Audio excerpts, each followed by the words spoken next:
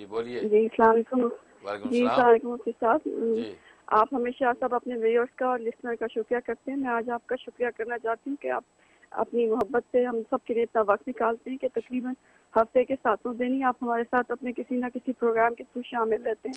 माशा तो आज मैं आपसे जी अपना एक बात पूछना चाह रही थी कि आप जो वज़ाइफ बताते हैं उसमें अक्सर आप बताते हैं कि आप पानी का छिड़काव करें घर के चारों कोनों में, तो वो सिर्फ एक ही मंजिल पे करने या ऊपर की मंजिल पे भी करना होगा। और दूसरा ये पूछना चाहती थी कि मैं जब आप वजीफा करें हम लोग तो उसके साथ वजू करके करें, और अगर वजू बीच में टूट जाए तो उसके बाद वजीफा कंटिन्यू कर लें आगे से या दोबारा से शुरू करें वजीफा। शुक्रिया। अस्सलाम वालेकुम।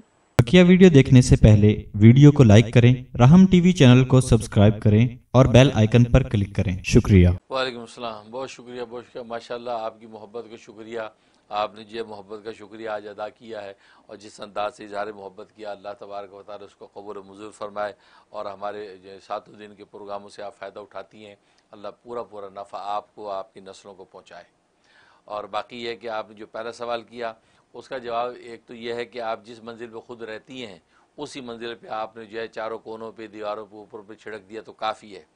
लेकिन अगर मुमकिन है कि आप नीचे की मंजिल ऊपर की मंजिलों में भी छिड़क सकती हैं तो दी बेस्ट है।